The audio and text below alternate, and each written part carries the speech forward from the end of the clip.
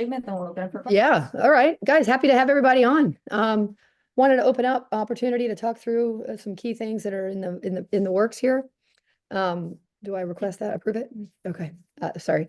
One of them is obviously our first, we had our first true road environment win, but we also now have our first TV win, and I mean TV opportunity, as well as 10,000 plus tickets sold. Great opportunity. So we can talk about that part, and we can also talk about signing day officially. Finally, we can talk about the new additions to our program, all of whom are not only people that we needed and wanted, but people that will make a real difference for us. So happy to answer all questions regarding those two matters at any time. Yeah, go ahead and speak. Go ahead, whenever you have a Mitch. question. Yeah, I was just going to ask, when you guys were kind of discussing this quasi home and home with UConn, they wanted to play you at Mohegan. I think initially you wanted to play at the Smith Center.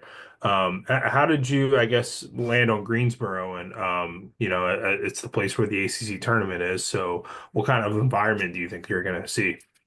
Yeah, we had asked if maybe, given how close Mohegan is to UConn's campus, we had asked if maybe we wanted to maybe if we had wanted to do on our campus, because it's about 10 minutes from. So when we bring you back.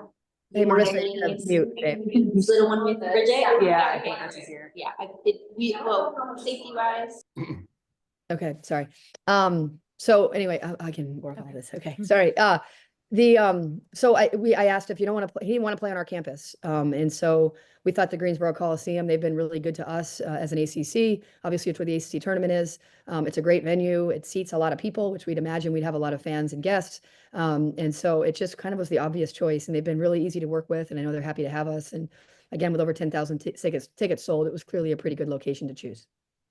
Just a quick follow-up, do you envision playing like more, more non-conference games like in places like that? I know that next year NC State is sort of following you guys' lead and they're going to play Tennessee there. Do you envision that being sort of a thing in the future? I think it's a great opportunity we have a lot of friends of the program and donors and just supporters in Charlotte and Greensboro. And, we're playing in Charlotte when we play Florida. And so I do think there's a real home for that opportunity. At the same time, I think home and homes are really special, right? An opportunity to have to go into true road games like we had on Tuesday, and to have for our fans true host opportunities. So I want to keep the excitement of both, right? So the opportunity to play some of these in neutral site arenas where maybe where more of our fan base, some of our fan base are located and more centralized. But also we really love the home and home opportunity as well. RL? Hey, yeah, I wanted to ask about Tesa. Not sure if pronouncing her name correctly. Tesa. Yeah, how did you end up coming up with the mutual decision of her coming early, and how did that come about? And is she playing early season games with her high school team? Yeah, so Tesa's from Brazil, and came to play in California 2 years ago. Didn't know English, so she learned it by turning her phone to English, and watching movies in English, and really tackled a really neat story. And really, in our country, is really the only country where education is connected to athletics. And so for her, like, she can graduate early and then she can join her next team. That's kind of how the European and basically the international experience is. And so for her, it really came from her. Like, okay, so I know where I'm going to college. I can be graduated by December. Why wouldn't I just join my team? Right. And this will allow her to train and get kind of that true strength training and playing. She'll be able to practice right away. So it works out for us too, but it really came from her, and partly because of the model which she comes from, not coupling education and athletics as much as we do here in the States.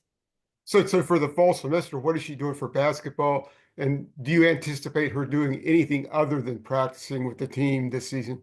Like what? What are the options besides that? Like Okay. travel and stuff like that, do you mean? Yeah. Yeah. Oh yeah. She'll be a part. She's a redshirt. So she'll be like Sierra and Layla were last year. She's every bit of part of our team and on the bench and all that. But with our high school team right now, she's practicing, y'all know this. I mean, high school basketball at some schools is not at the level that these guys need, right? So she's playing in some games, but You know, Lainey didn't play a lot of the games that she was in high school, right? Because the level of the competition isn't necessarily getting her a ton better. So yeah, she's training and playing and practicing with her high school team, but she's focused now on what's next for her. Thanks. Yeah. Yeah, Courtney, I guess this is a more bigger picture kind of question when it comes to, recruiting, bringing guys in. How much, I guess, in this current landscape, with the way the portal is, do you kind of balance, finding the talent through high school, the high school level compared to, finding it through the transfer portal? Like, how do you kind of, strike that balance of, okay, let's bring in an experienced player, for example, like, the experienced guards you brought in this year versus, kind of getting somebody young and trying to build them through the program like that? Good question. It's not an exact science, but what it has allowed you to do is be really picky with the high school kids that you bring in, right? And when I think about Tesa and Talia and Nyla, these are people that when we look at them through that lens, is can they help us right away? Because if they can't, I'm pretty certain I can get someone in the portal who can, right? And so these three kids, it's as exciting as signing day is. I really wish they were on the bus to Greensboro tonight, right? So if it's a kid that might need a little bit more developmental time, maybe in that case you go a little bit more towards the portal. So it really isn't an exact science, but if they can help you right away and they're a good fit for what is around them that are a sure thing, which they are, you make that decision. And I think a lot of programs, ours included, is going to save some room for transfers. But it's not a guarantee that you're going to get something that fits as well as what you have coming in. So it really comes down to anyone you bring into your program now, because you have the international space, you have the high school space, and you have the transfer space. You can be super picky about, can they help you right away, or do they provide a dynamic right away that your team needs? And if so, you pull the trigger at any three of those windows and buckets. Yeah, I get. Oh, bye-bye. No, I'll go. Yeah, just kind of staying on that note. Just obviously with growing importance of NIL in college athletics, how have you seen that just impact the recruiting process for you guys at all? And how have you guys been able to, stay competitive in that space? Because that is, in talking to a bunch of athletes at tip off, that's something that they are like evaluating when choosing a school. Yeah, I mean, the NIL is what's been happening, I would argue, on the men's side all along, right? As kids are being valued at some point for what they bring to the university and athletic culture, right? It hasn't always been legal that how the men have done it, but it's been happening, right? And so now women have an opportunity to have a piece of that, right? And to be valued for what they bring to the athletic programs. And so we've leaned into it.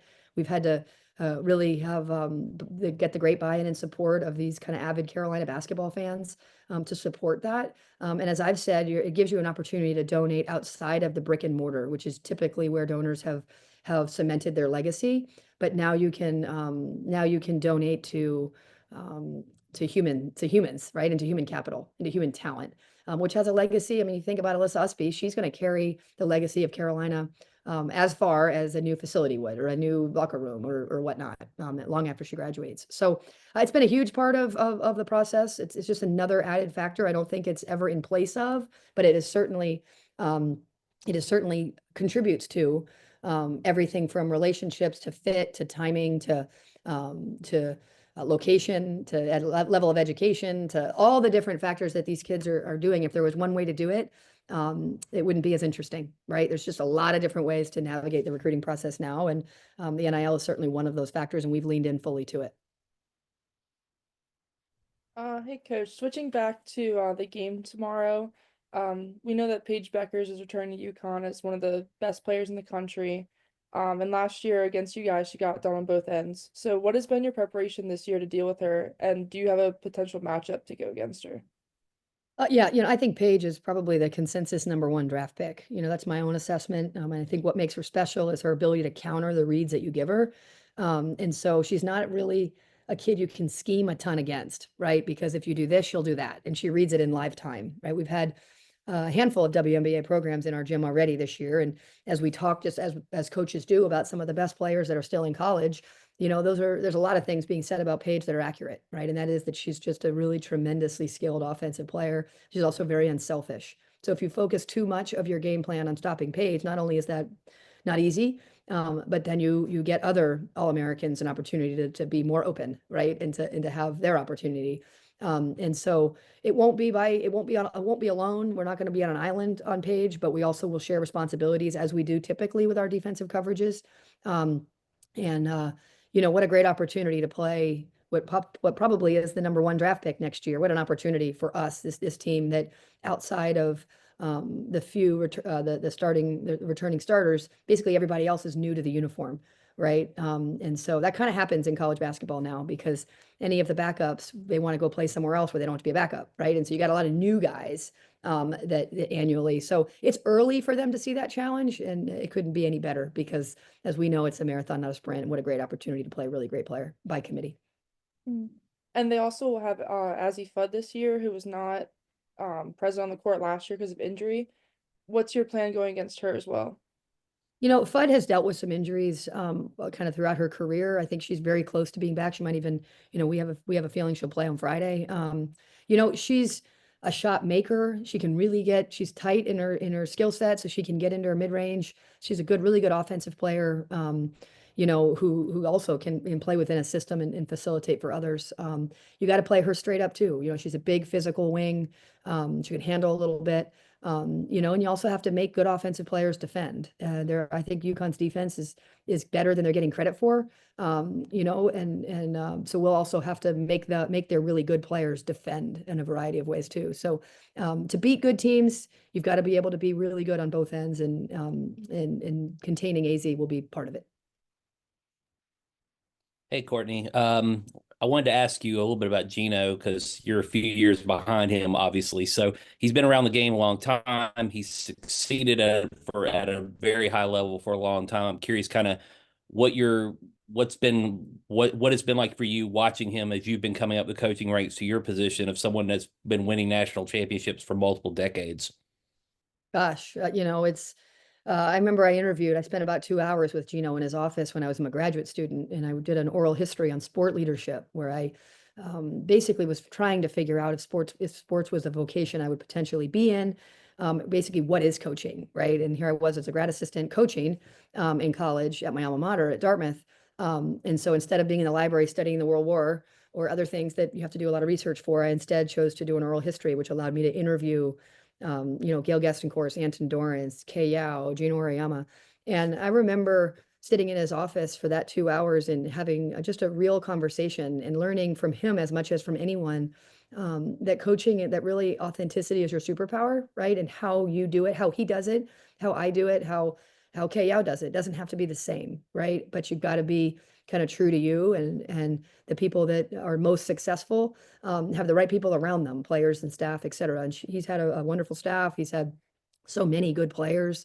It's hard to win without really good players, right? So they've kind of won that recruiting game year after year, and kind of coming into games with the best players. And so the fact that he was able to give me one-on-one time, I was like I said, 3 years out of college, and really, open up, what are some mistakes he made? What was his journey like? And it was time that I still hold valuable, right? And then spent more time with him through the USA basketball stuff, and he's authentically him, right? And as a young coach, and now kind of a mid kind of in the middle of that now, as I've aged, there's something really real about that, right? Is that kind of who you are every day is what you need to do. Now, the whole up and down all around is hard for this age group, and so he's one of the best because he's the best at being it himself, and he's really won the recruiting battle year after year in a way that is true to him. And just to follow up on that, playing Connecticut obviously gets eyeballs in general, plus it's 2 ranked teams, but there's also a coaching record that he could tie, which is another set of, attention that comes on. I'm curious kind of what what that feeling is for you in terms of bringing your program into a game that a lot of people across the country are going to be paying attention to in the women's game. Yeah, it's always an honor to be. I don't take my role that I've been given here lightly ever, right? It gets my best because of that, right? I have one of one of the bigger traditions that I'm in charge of, right? And so UConn, or then we come home and play Kentucky, and obviously we've got plenty of the ACC schools on our schedule as well. I mean, it's not just UConn, and that's, I think, what Gino can be really grateful for and proud of, is that he has stayed excellent as so many other programs have risen, right? When he was winning, a lot of the time there was only a few programs kind of in that kind of conversation, and now there's a whole lot more. I mean, he's not the only show in town anymore, and that's, I think, something he's probably really proud of.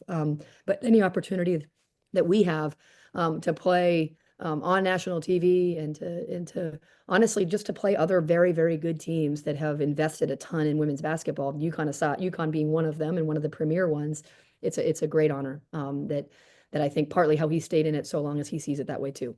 As soon as you get tired of, or this becomes normal, I would imagine you'd want a new challenge. And so it's really special, I think, for us, for them, and for many of the other programs that are carrying their weight in terms of the growth of women's basketball.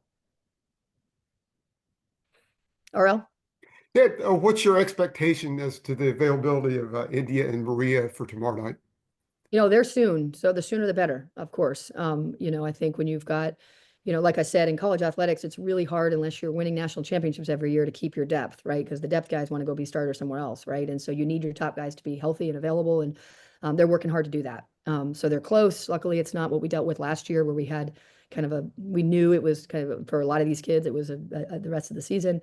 That's not the case with these two. So we feel optimistic that they're on the road to recovery, and we just don't know quite how soon that will be. But it's soon, thankfully.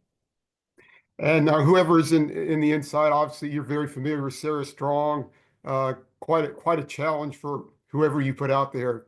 Talk about that a little bit.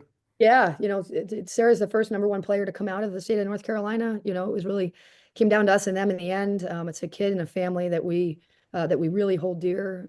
So it's the only game on the schedule that I won't be rooting really hard for her, to be honest. She's a lovable kid who's got a generational type talent. She'll be a real joy for everybody to watch throughout her career. But yeah, she's a formidable matchup. A little bit like Paige. I know she plays the game differently, but what makes Sarah special is a lot of the things that make Paige special, in that she's really gifted generationally on the offensive side of the ball, in terms of her feel and her kind of instincts and her ability to, make the right play, right? But also she's a true 3-point threat. She's one of the best shooters you'll see. And that's spanning the duration of my life in coaching. And also she's got this great physical body that can absorb contact in the post. So you have to really be particular in your matchup, because she's good enough that if you go small on her, she'll play bully ball. And if you go big on her, then she'll beat you on the perimeter. So yeah, she's if as soon as Paige isn't getting all the attention, Sarah will be quickly behind as one of the real gifted players in our game. A quick follow-up, but your team has taken the highest percentage of 3-point attempts since you come to Chapel Hill. Small sample size, granted. Do you anticipate that to continue? And also the percentage is the lowest on the smallest sample size that you've been here, but I know you're not worried about that with all the 3-point shooters you've got on the team. Yeah, it doesn't feel like such a small sample size, as you can see all these wrinkles, but yeah, we want to take great shots, take open shots. I felt like there were times last year when we took a lot of contested shots, right? And the analytics is out that wherever the shots are from, if they're uncontested, it's a good shot, right? And so I really applaud our guys are getting a lot of open shots, and partly because of the command that our inside game requires is that, and partly how fast we play, those are the shots that we're getting that are, the open shots. And if they weren't shots I was good with, meaning they were contested or the wrong guy was taking them, the wrong guy wouldn't be in.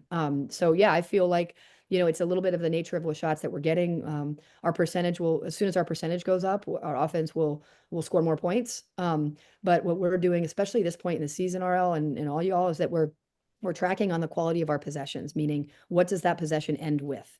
If it's an open shot, if it's an open shot, if it's a make or miss, it's considered a good shot. If it's an open shot, right? Or if you're fouled, right? And I'm really appreciating that game to game, our percentage of good shots has gone up, right? And so, yeah, you've got to be able to knock down open shots at this level, and we'll keep working to make sure that happens. Thanks. Cool. Jeremiah.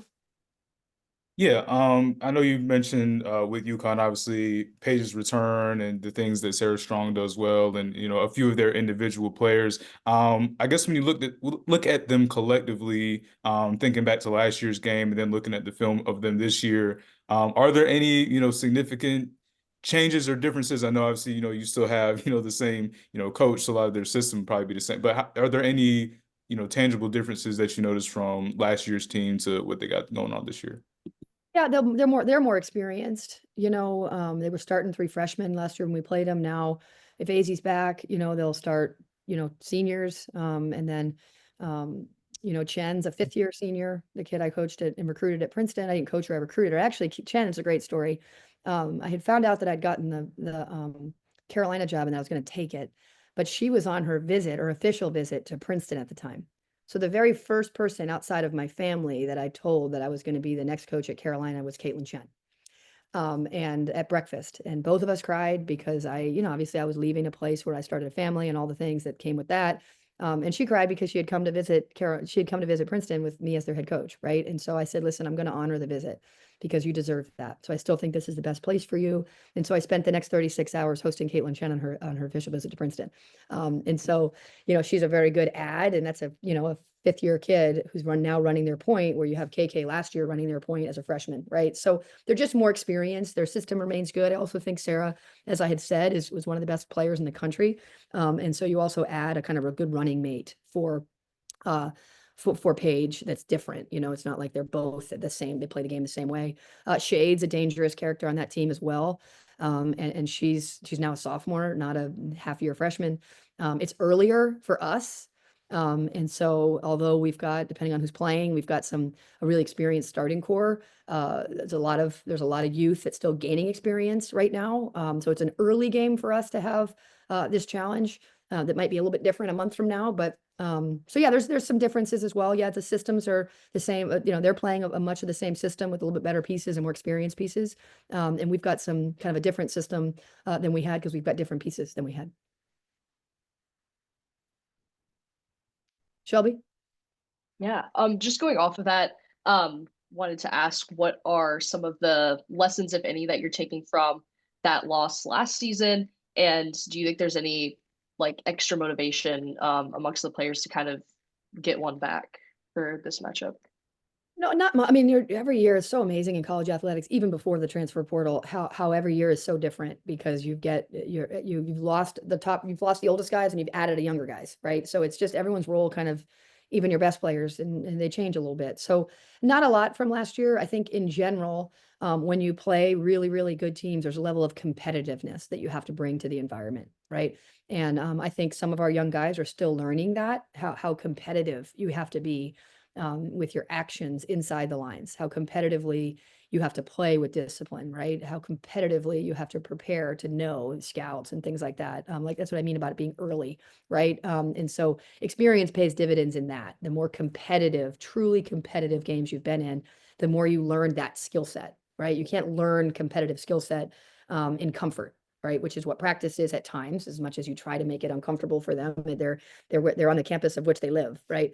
And so this is just a great early opportunity to see where, to gauge where we are individually and collectively from a competitive standpoint. How competitive are we at the things that happen all the time, right?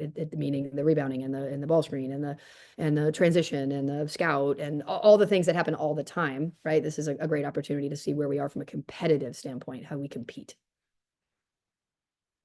Megan? So far this season, you've kind of steamrolled the teams that you've played, but now you'll be facing a team of a much different caliber. How have you been just changing your practice regimen to account for this change of the competitiveness of this upcoming team? A&T was by design. We wanted to play a true road game before we went on the road and played a ranked team. They're picked to win their conference, so we knew, and it was a great environment for anyone who was there. And then of course that was on Tuesday, right? And we play on Friday. So there's, we haven't restructured our development, right? The steps that we need to take to be good when we're good. We're not going to redirect them for one game. We're going to continue to learn from the competitive opportunity that we had. We will not have our full offensive package in because you end up being not good at a lot of things if you have too many things, right? And so there's just a progression to your season, and this is an awesome opportunity to compete, and to play, and to be at a neutral site in front of a lot of fans and all the things that entails, right?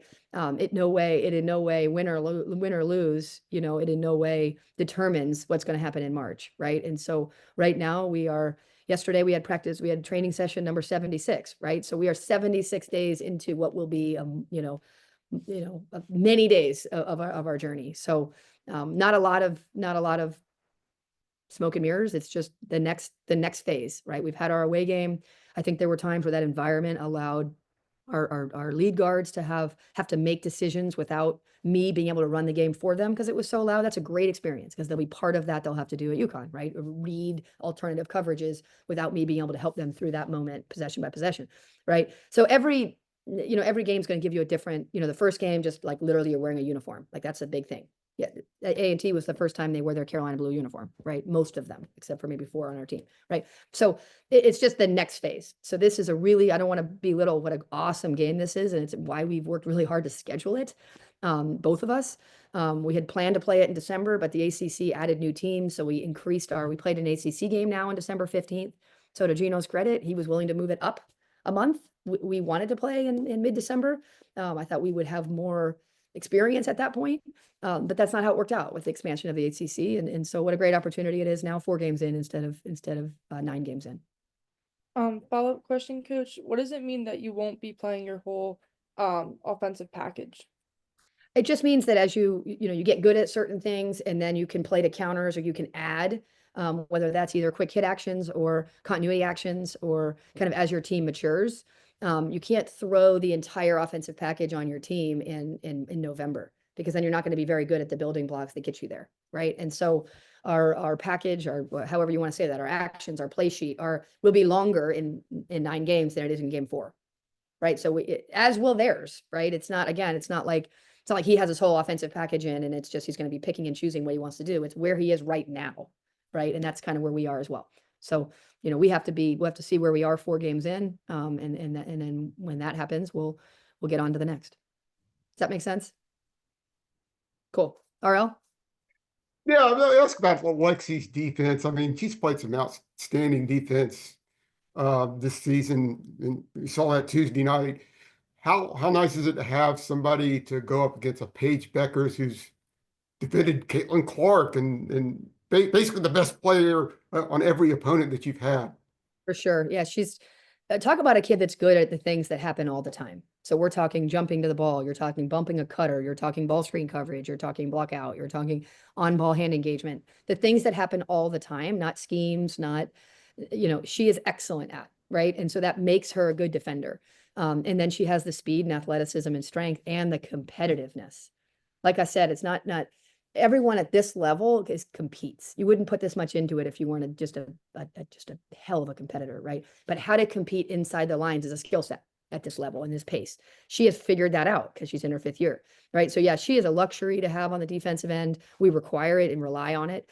And when we're at full strength, I think we have a really good defensive lineup, and our job is to continue to progress the new guys and the younger guys, to defend to our standard. And that includes Grace and Trey. I mean, even though they're a little bit older, they're new to us, right? And new to the standard at which we want to play defensively. Lexi, Alyssa, Indy, a couple of these guys, they really lead with that. And they're bringing their young guys along day to day. Right. Mitch? Yeah. Just, Tuesday night's game, Layla has kind of a breakout game, hits a couple 3-pointers for you. It just kind of made me think about last year's UConn game where you're tied with them at halftime, and then Renaya goes out, and then you have 6 players for the next half. How good are you feeling about that? Oh, it's gross, Mitch. Don't even bring that up. Oh, it's terrible. I'm walking out to the tunnel, and I felt like Renaya had finally come out of her shell a little bit, and I get told that she's out. I was like, wait, right now she's out? Right? So yeah, and then I said, that means we've got 6 players. And our trainer said, yeah. So we will have more than 6. So that's exciting. Not more than 6 that have 6 games of experience probably, but we do have more than 6. And so that'll be good. And, Layla has shown consistently now that she has a real role, right? She has an opportunity to continue. I think she's still learning a little bit of the competitiveness inside the lines that we need on the glass and that we need in rotation and some of those things. She's the nicest kid in sneakers, and we need her to be a little bit meaner. But she certainly is showing that she's got the demonstrated skill set, you know, in that way. So she's a good example of what I'm talking about continuing to help them compete, learn how hard you have to compete inside the lines, possession by possession, at the things that happen all the time. Not the block, not the shot. I'm talking like the things that lead up to those two things. Yeah. Cool. Anything else? Awesome. Well, guys, thanks for being on. We'll look forward to a great night tomorrow night for everybody and for women's basketball. Yeah. See you in Greensboro. Right? Can't wait. Of Good. Thank you. course. You got it.